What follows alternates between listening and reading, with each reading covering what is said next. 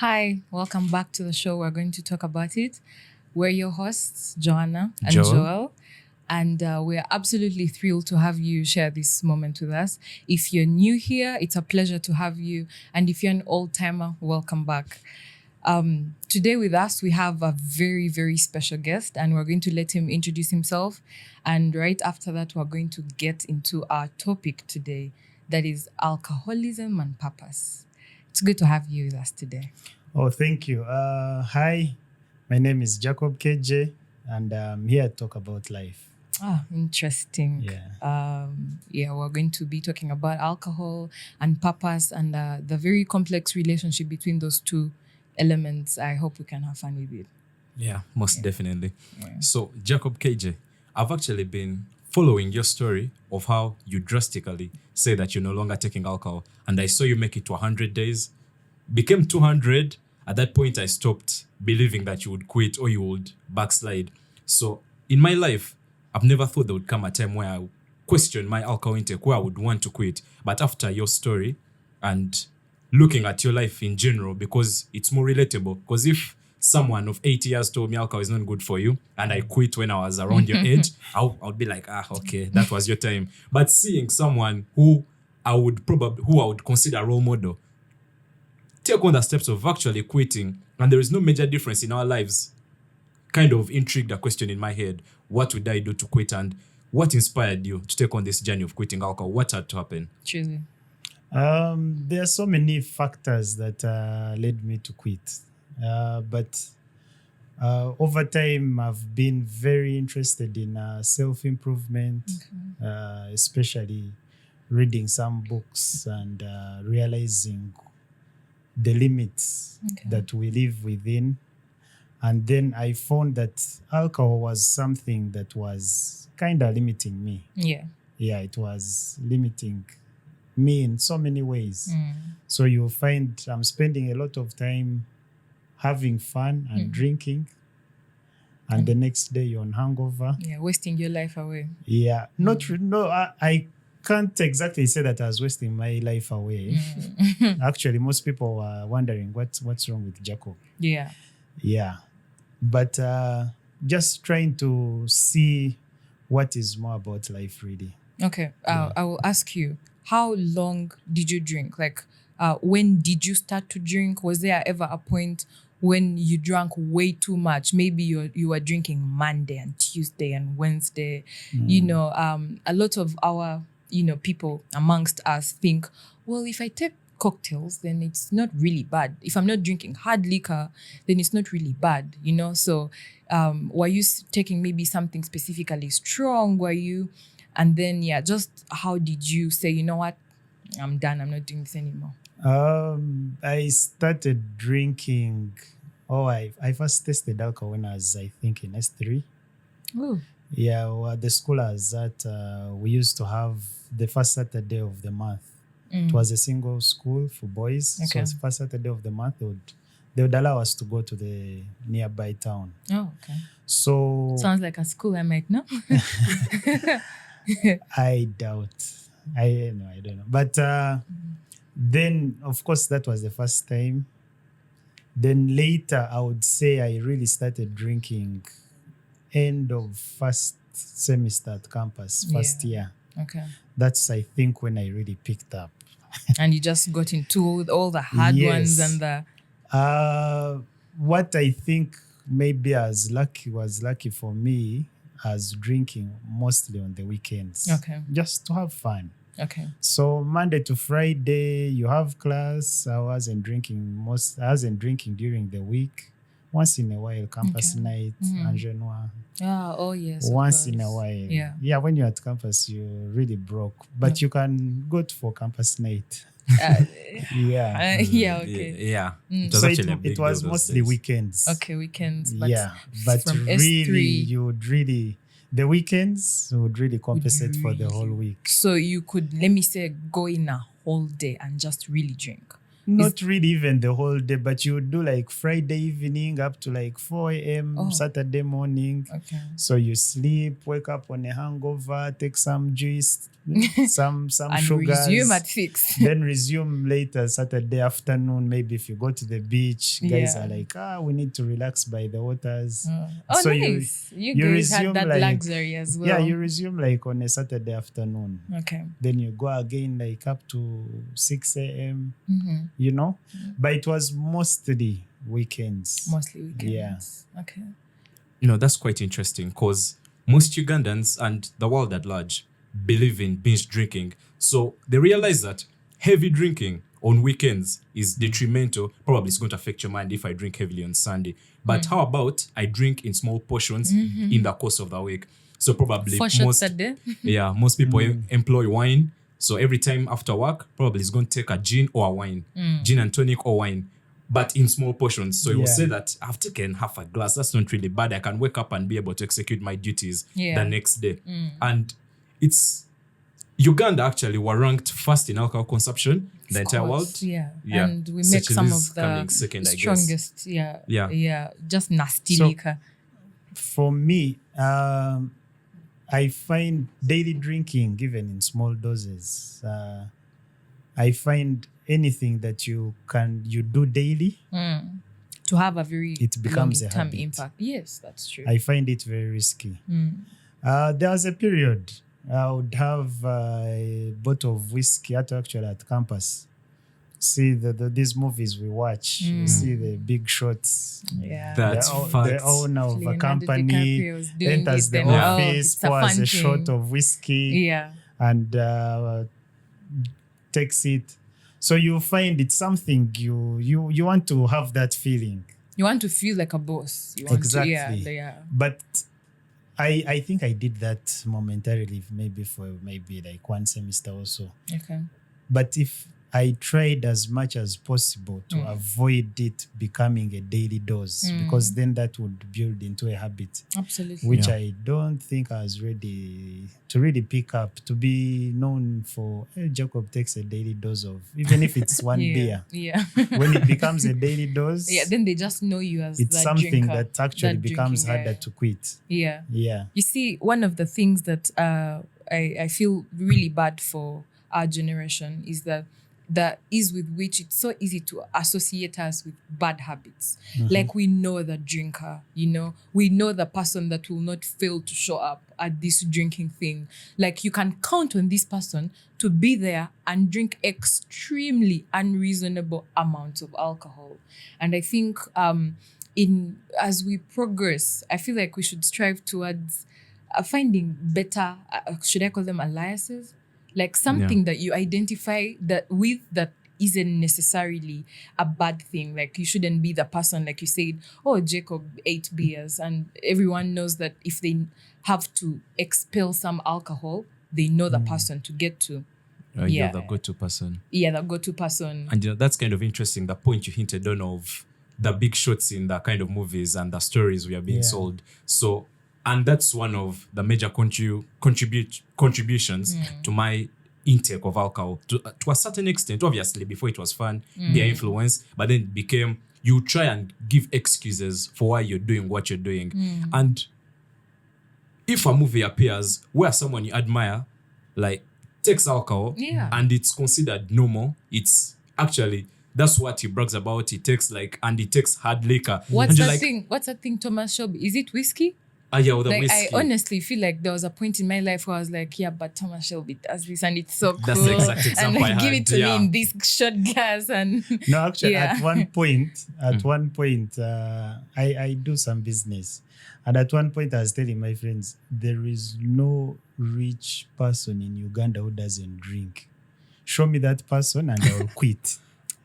So at that time... Do you still believe that? No, at that time, I couldn't see them. Okay. Oh, At that time, I couldn't see them. Yeah. But now there are several examples I can give. Absolutely. Now that I have tried to look for them and I know they are there, Yeah. they exist, and they actually are in public. Of course. But it's because we assume from what we see in the movies that they all drink, or even at their parties, of course, they will buy whiskey for their visitors and all. That's true. But when they actually don't drink. And yeah, that actually alludes to a very important fact. So I think your role as a person is to, because I don't smoke cigarettes, but at one point I considered it a cool thing. Customers in that is term. doing it. Exactly. And when I searched on Google, first search, the media feeds you what you want to know. So when I first searched, there's Thomas Shelby, because I admire Thomas Shelby. Yes. Absolutely, because it's the true representation of masculinity in And that kind of stoicism. version. Yeah, and Yeah. stoicism. Yeah. So when I searched, and they told me in the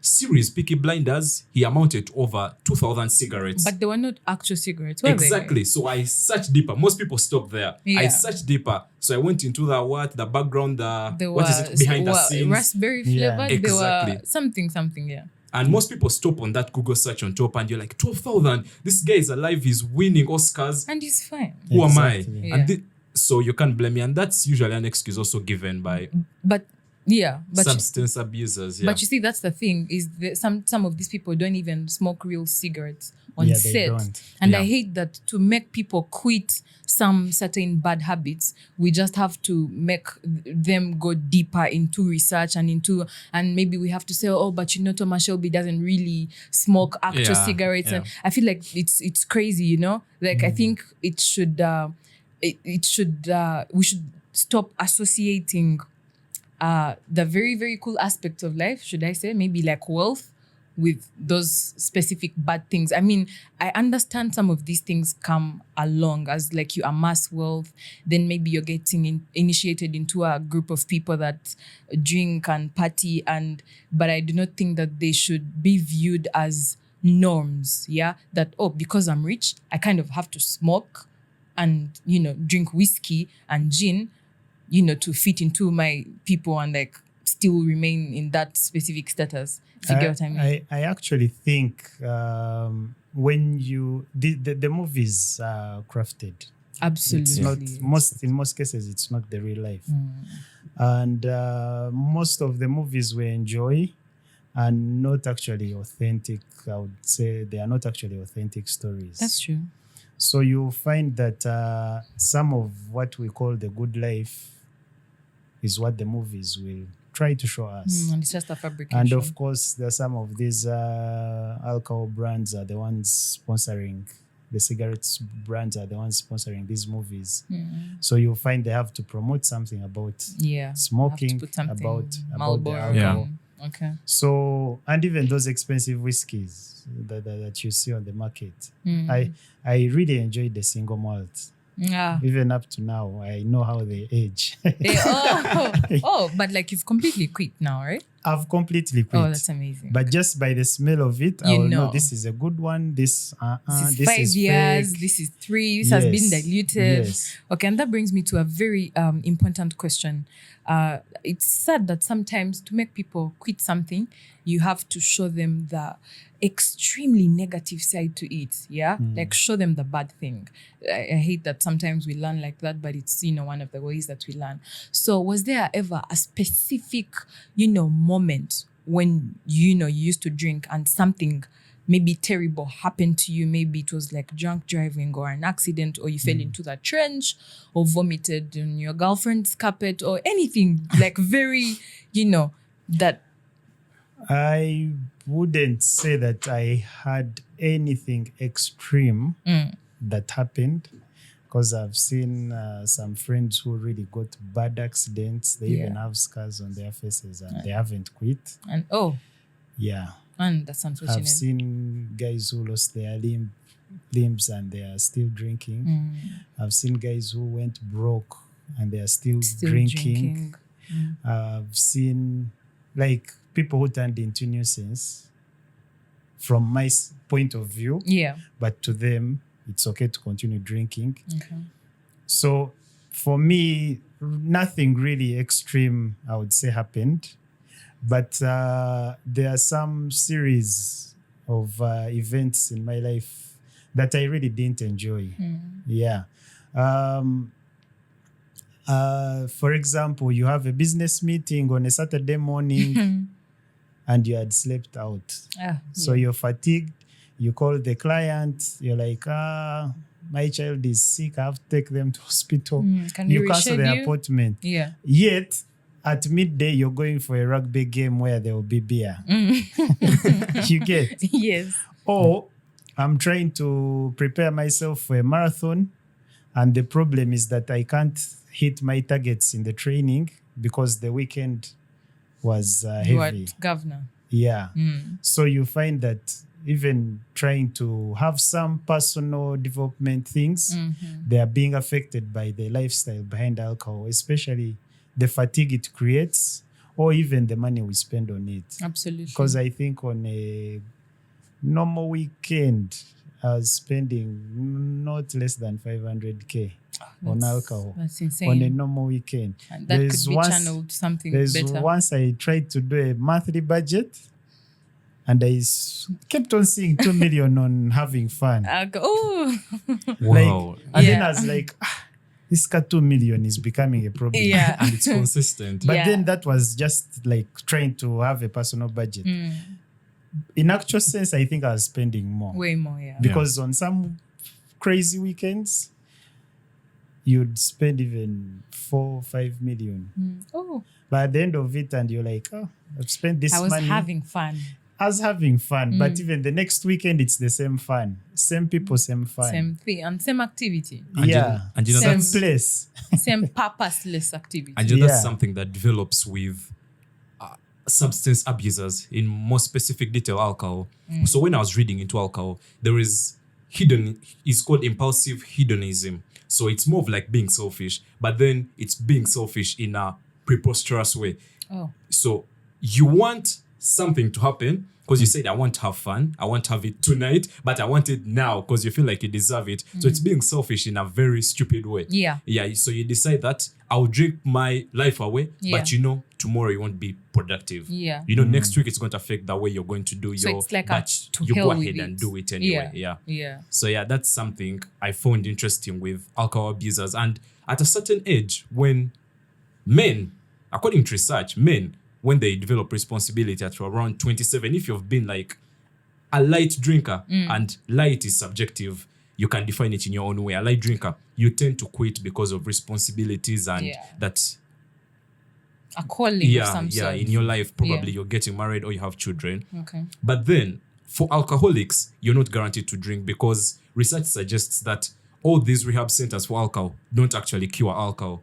And They don't. the closest thing to curing alcohol is religious transformation. And that's probably why that's why Alcoholics Anonymous works for those it works for. And that's the closest you will get to maybe being free of alcohol and not being possessed by that demon of always wanting to drink. But rehab centers, that's absolutely not going to work because most people have this perception of, you know what, I can drink when I'm 30, even if I'm an alcoholic, I I'll can just quit. quit. And they think it's that No, easy. it's not possible for you to quit like that. Yeah. When the way I'd thought for a long time about quitting, or at least reducing the weekends, maybe once in a month. And I struggled with it. And then there's this one weekend, I really had fun. Yeah. From Friday to Sunday night, Ooh. I think I'd slept less than 5 hours. Well into the from next Friday day. to Sunday. Yeah. So at the event that I was at on that Sunday, it so happened they were going to give me a prize. So when I realized that, I was a bit unstable.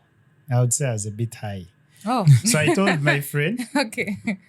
high but responsible. I told my friend, going to the stage, we are going to go together. I'm not sure of myself. Yeah, I might fall. Yes. Trip and say So I something. got my friend, we went together. So Monday, I'm at work. So my boss, my supervisor enters the room and is like, hey, Jacob, you look sick. Are you okay? Ooh. So another colleague from the corner is like, Jacob was at an event yesterday. Okay. He's just tired. Oh, okay. Now, me knowing what had happened the whole weekend, I felt a bit guilty. Yeah. So we got for lunch, and then it was around Feb of last year. my friends suggest, why don't we do this Lent period? Now, from the guilt at work in the morning, I was like, let me join these guys. Yeah. Let us take a break. Okay. It was enough. Yeah. Let's just. Yeah. So that's how my journey to quit, like what triggered it.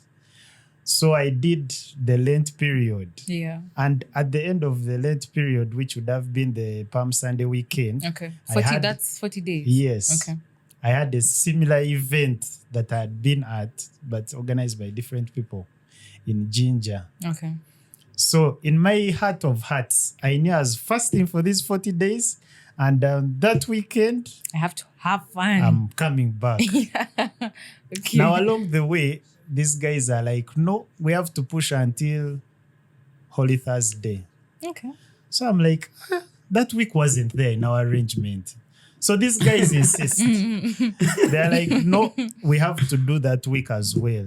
Now, for me, that week made the difference between resuming and quitting. quitting. That's amazing. Because by the Thursday, Holy Thursday, when I was supposed really to go out, Yeah. I left work and I felt like, why should I really go out? Yeah, it's not worth I it. drove straight home. Okay. So when the Easter weekend ended without drinking, I realized can actually do away with this thing. Yeah. So I tried to first change my social gatherings on the weekends, trying to one is that guys knew I was fasting. Now the temptation was high because they were offering Yeah. after the Lent. Yeah. They were offering, so I tried to avoid them. Okay. At one point, as somewhere, and they kept on offering me beer, and I was like, no. Yeah. So at one point, one of my friends I was with, he was like, Keje Murwadde. KJ is sick. Yeah. He's on some medication. He can't drink. Oh, okay. So I tapped him and I'm like, hey, you have saved Save me. me. Thank you. Yeah. Now, I didn't know how long this sickness was going to last. Otherwise, people would have thought I'm on some sort of, Yeah. Some very detrimental illness. yeah, like I have to take drugs for the rest of my life. Yeah. So over time, I think it took like 3 months for those offers to stop coming. Oh, yeah. Yeah. So in the meantime, I was trying to avoid. I would only go for events if I had to. The bar that I commonly used to go to, I stopped. Quit, yeah. Actually, they saw me like after 8 months See, drinking soda. Jacob, you raise a very, very, very good point there. One of the things that I love to encourage, like people who want to quit, is one of the first steps you have to take to stop doing something is making sure that you eject yourself from an environment that enables it. Yes, yeah, you have and to know the triggers. you have to know the triggers. Yeah. And at the end of the day, is that the people that align with this new path, with this new non-drinking Jacob, those people will kind of always exist. And that's why, you have friends like, he's drinking, or he was at an event yesterday, like the people that now align with your new will to not drink will always exist. Some of the reasons that I know a lot of like our edgemates and our friends don't want to quit is they think, but if I quit, then I won't have, people to hang around maybe because all these people drink. Is you have to make the decision to leave that environment and then see the people that are going to stand by you, the people that respect your values, the people that respect your new standards. And you can always roll along with those people. Those are the people that help you achieve a higher purpose. Yeah. I would tell you one thing about us humans, that change is very, very difficult. Absolutely. Changing your social groups, Truly. changing your friends is very difficult. It is. Mostly for me, what helped me was I tried to explain to my friends who could listen, to tell them that I'm trying to see what more else about me I can do Than drink. than actually this fun that is the same every weekend. Yeah. Until today, actually today is my 500 days Oh, that's amazing. That's That amazing. calls Of not for some drinking. form of But celebration. until today, I have this one friend. With the juice. I have this one friend. Yeah. Once in a while, he throws it in. He's like, no, we need the other KJ. He was fun. This Yeah. one is boring. Yeah. He's looking at us as if we are wasted. Yeah. Guys. We're wasting away our lives. Yes, and he throws it in. Yeah. And sometimes, depending on how the mood has been, sometimes even the other ones feel like, why isn't this guy part of us? Anymore. But over time also, I've been approached by so many close friends who have told me that they tried to quit and they are failing. Okay. So they can't even do 2 weeks without drinking. That's crazy. Some of them can't even do a week unless they are sick. Some of them even drink when they are sick. Oh, Wow. that's And you terrible. That's even worse because that's like poison. Yeah. Yeah. Oh, yeah. That's So now an you'll addiction. find that That's definitely an addiction. I think for me, my circles came to terms with it like after 6 months of not drinking and being around them.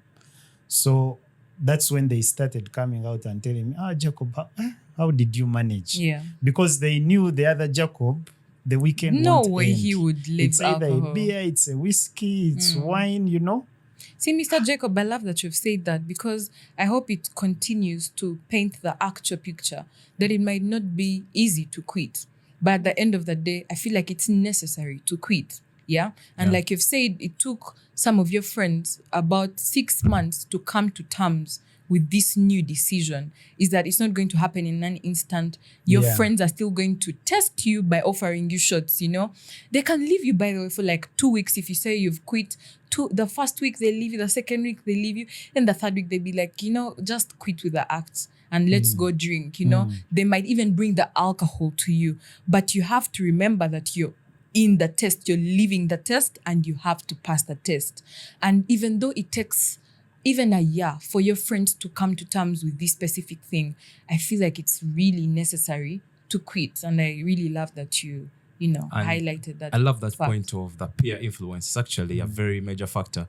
There is a rule in 12 Rules of Life. It's independent that have people who celebrate you, have friends who celebrate you. And you might think those are the friends in your life. These are people who love me and celebrate me. But you have to look very closely and intelligently at the people in your life. Absolutely. Because let me say you've decided to take on this journey of self-improvement and you're saying, I'm going to quit alcohol starting today. Commonly in very many friend groups, they'll say, nah, give him 3 months, give him 2 weeks. Yeah. Yeah. And that's like a form of disrespect on your side because they know you They won't have last 2 zero weeks. belief in when you. I started counting, they couldn't believe I'd made 100 days. That's why I celebrated it. Yeah. Oh, yes. Oh, yeah. Yeah, so they tell you 2 weeks, you'll be done. Yeah, And, give him just 5 more days. and see. and when you actually quit, when you actually relapse, they are so happy. They celebrate the Yes. fact that you relapsed. Yeah. So And- we knew it. We know Yeah, you. yeah, and that's we know kind of you, ironic. Jacob. These Come are the on. people you're holding dear in your life. And when you start quitting detrimental behaviors, obviously you're going to start improving in major aspects of your life. Your finances are going to go up. So are people in your life celebrating you? Do they love you to that kind of extent? And if you're to look into most people's lives, it's not that way. Because loving someone and a friend, even your children, you want to do the same for your wife, for your children, is that when they reach a point of when they are hitting a new pinnacle where they are taking their lives to new levels, even if it dims your light and it casts you in the shadows, you Yeah. should be able to celebrate that. And now that's love. And it's very rare to find it among friendships. Yeah. See, Joel, Yeah. I really love that you've said that.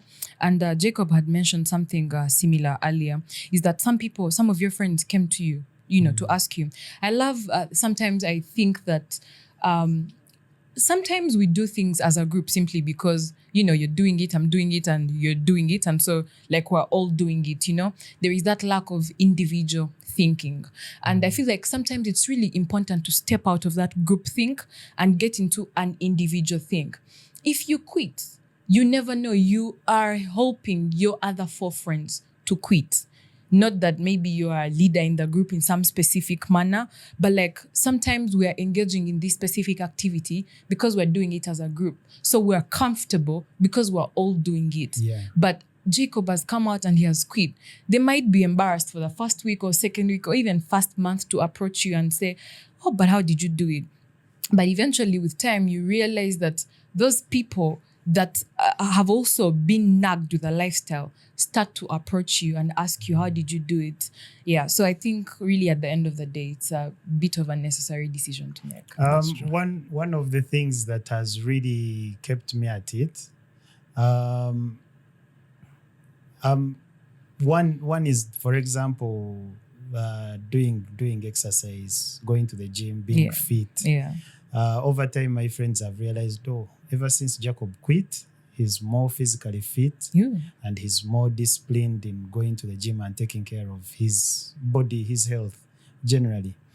The other thing is personal development, both at work and also in my businesses. There has been a lot of development. Yeah. So sometimes my friends ask me and they're like, are you going to do 1,000 days and come back? And I'm like, will I have reached where I'm going? Yeah. Oh, that's interesting. So I tell them I'm too occupied with trying to be better.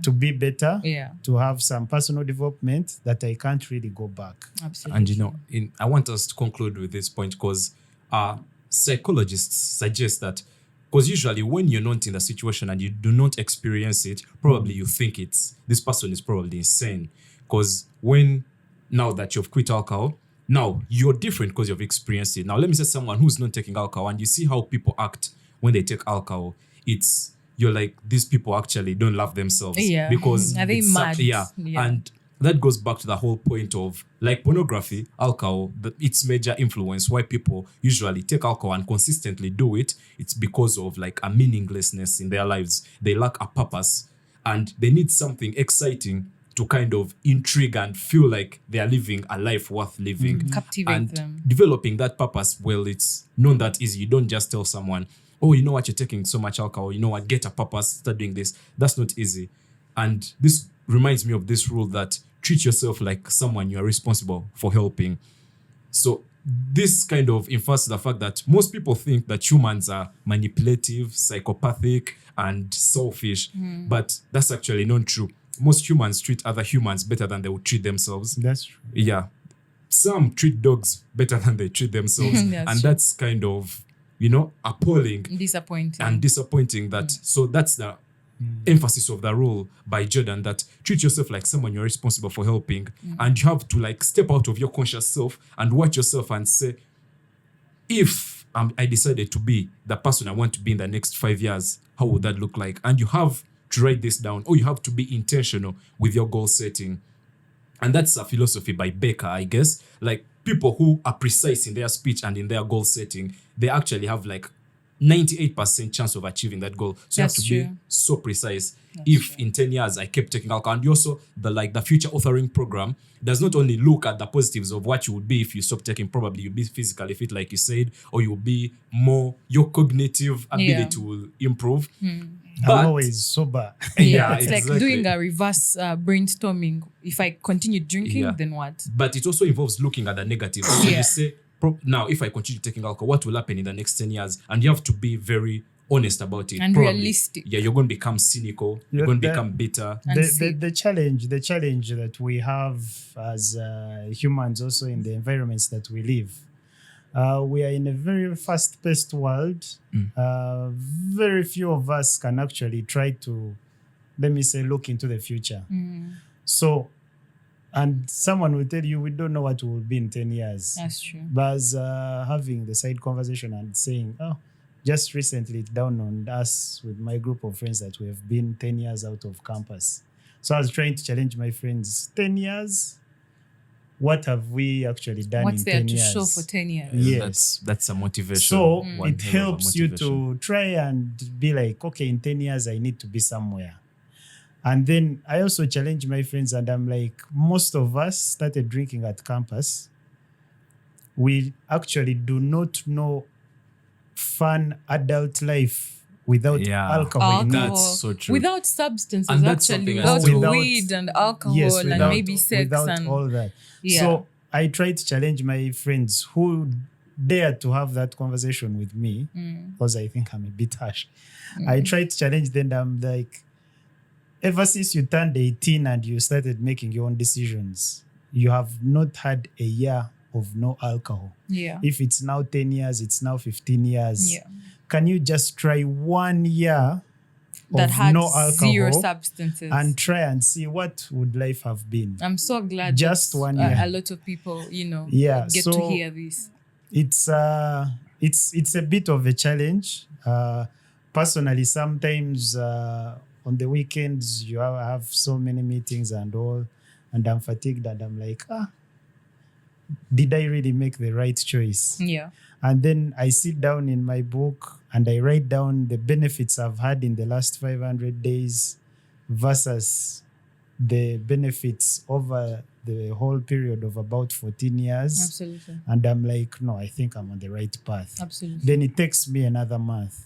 And- then I keep going. And that's That's amazing. so wonderful. The people yeah. around me, I'm very happy that after a year, they started seeing some change. They started seeing some change in the way I think. I no longer procrastinate. It was a very big challenge. Yeah.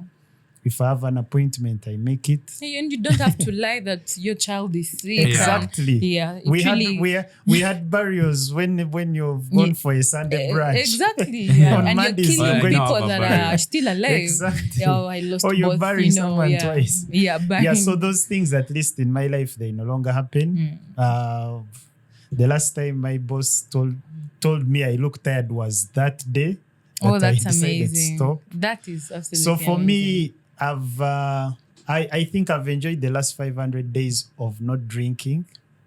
And I was actually trying to calculate, can I do 10,000 days? Of course, Definitely. And of course I will. you will. Then We'll come back to this drawing table some and people, share it to the listeners. some people try to challenge me and they're like, one day you'll drink.